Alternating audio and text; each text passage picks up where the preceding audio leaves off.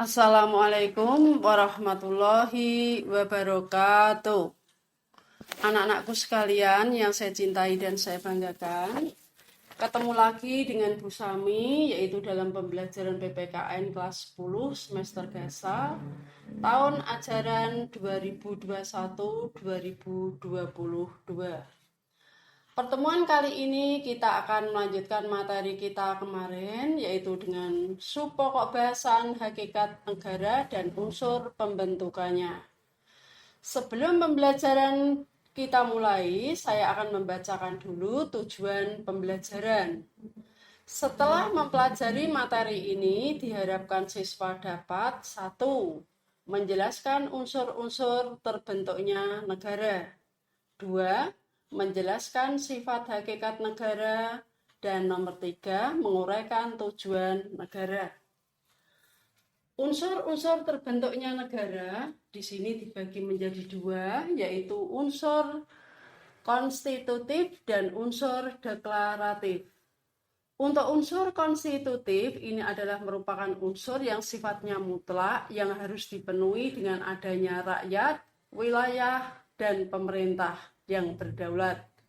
Sedangkan untuk yang deklaratif atau unsur tambahan, yaitu merupakan unsur yang tidak mutlak dan harus dipenuhi pada saat negara itu berdiri, yaitu yang namanya kedaulatan rakyat.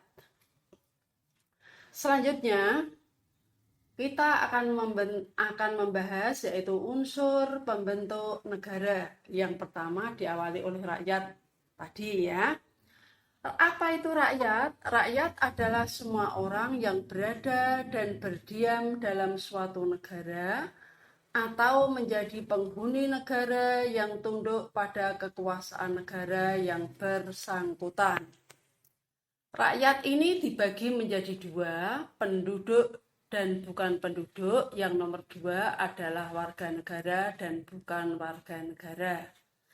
Sekarang kita bahas dulu yang namanya penduduk. Apa itu penduduk?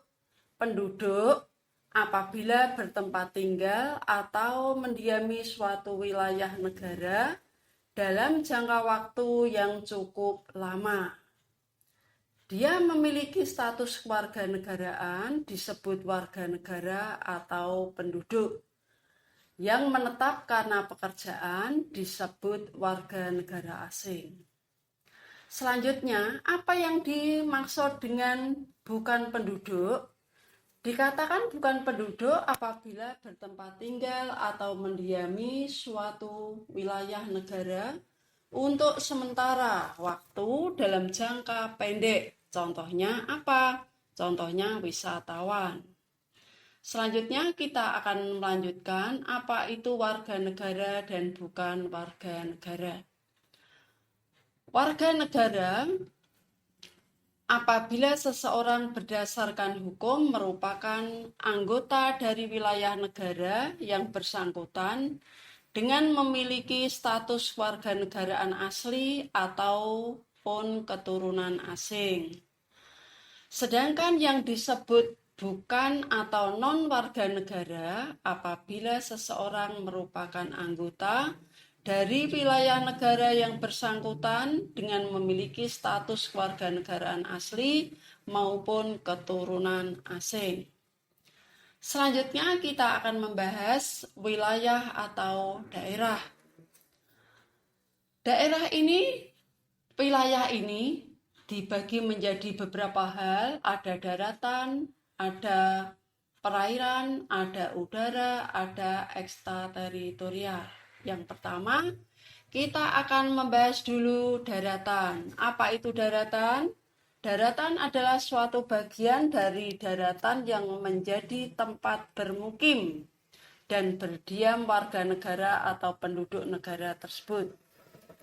Perairan, bagian perairan yang merupakan wilayah suatu negara. Sedangkan udara adalah ruang udara yang terletak di atas permukaan wilayah daratan tanah dan di atas permukaan wilayah perairan.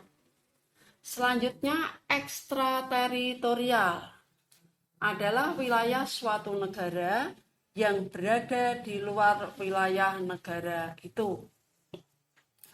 Selanjutnya kita akan melanjutkan yaitu pemerintah yang berdaulat. Apa itu yang dimaksud pemerintah yang berdaulat? Kita akan mempelajari negara memiliki suatu alat atau perangkat yang berfungsi untuk menyelenggarakan tugas kenegaraan demi mencapai tujuan nasional. Alat atau perangkat negara tersebut adalah pemerintah. Dalam arti sempit, pemerintah hanyalah lembaga eksekutif saja. Sedangkan dalam arti luas, pemerintah mencakup aparatur negara yang meliputi organ-organ, badan-badan atau lembaga-lembaga yang melaksanakan berbagai kegiatan untuk mencapai tujuan negara. Menurut Carl J. Friedrich, istilah pemerintahan dalam arti luas adalah segala urusan yang dilakukan oleh negara dalam menyelenggarakan kesejahteraan rakyatnya dan kepentingan negara itu sendiri. Surbaki tahun 2000 menulis sejumlah hal mengenai pemerintahan sebagai berikut. A.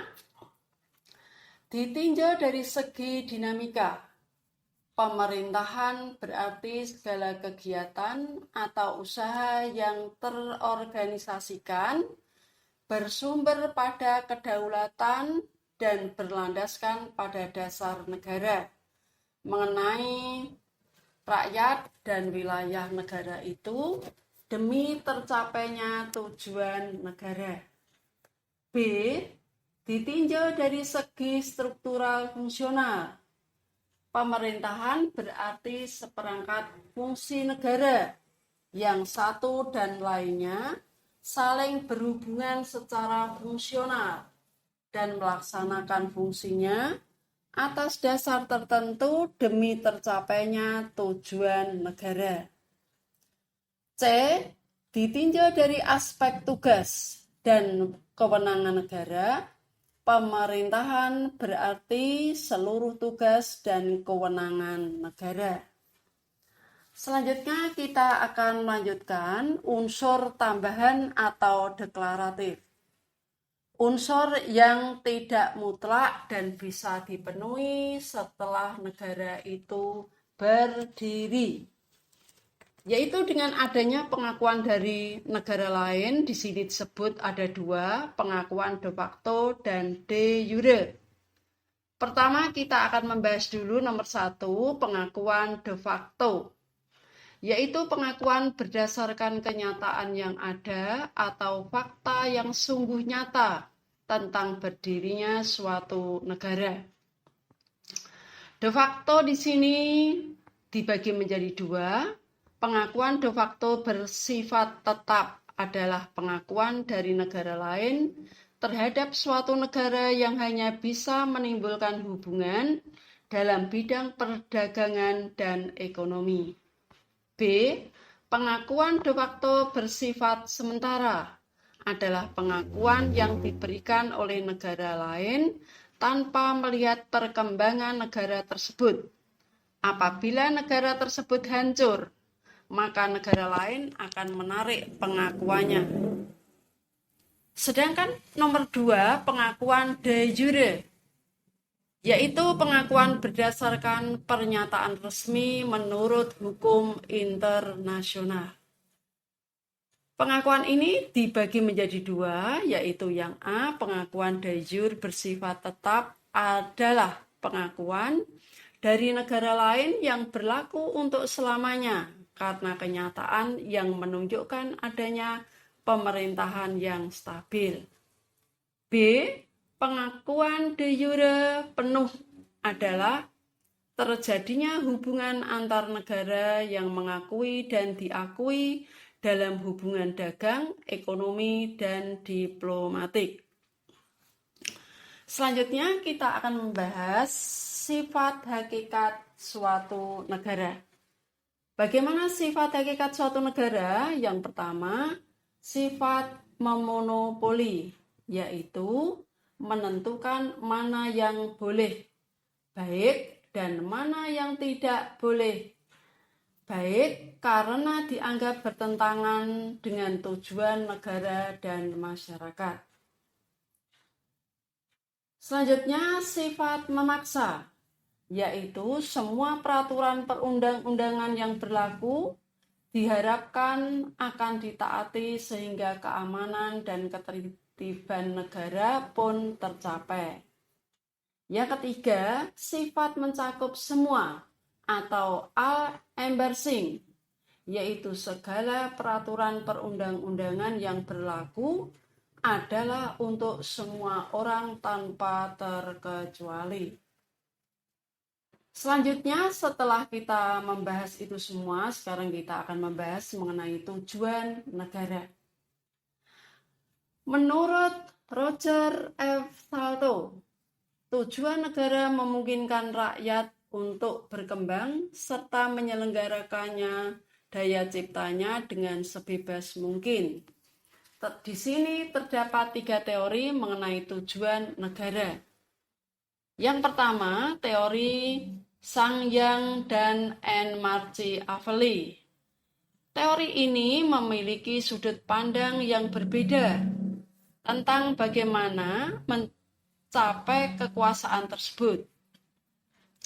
Menurut Sangyang, tujuan negara adalah memperoleh kekuasaan sebesar-besarnya dengan cara membentuk tentara yang kuat dan berkaitan dengan suasana yang di Tiongkok, yaitu kekacauan dan peperangan dengan kekuasaan pemerintah pusat yang terpecah. Sementara menurut Machiavelli, merupakan tujuan negara yang menghimpun dan memperbesar kekuasaan negara. Namun, kekuasaan tersebut digunakan untuk mencapai kebesaran dan kehormatan negara. Teori yang kedua, menurut Dante Alighieri, menurut teori ini, tujuan dibentuknya negara adalah menciptakan perdamaian dunia yang dapat dicapai apabila seluruh negara berada dalam suatu kerajaan dunia atau imperium dengan undang-undang yang seragam bagi semua negara. Teori yang ketiga menurut Immanuel Kant dan Cranenberg. Teori ini memiliki tujuan negara, yaitu jaminan atas hak dan kebebasan. Teori ini menganjurkan agar hak dan kebebasan warga negara terjamin. Di dalam negara harus dibentuk peraturan atau undang-undang. Hanya itu yang saya sampaikan kepada anak-anakku sekalian.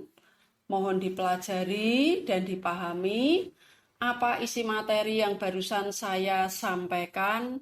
Mohon dipelajari dengan baik. Sekian dan terima kasih. Wassalamualaikum warahmatullahi wabarakatuh.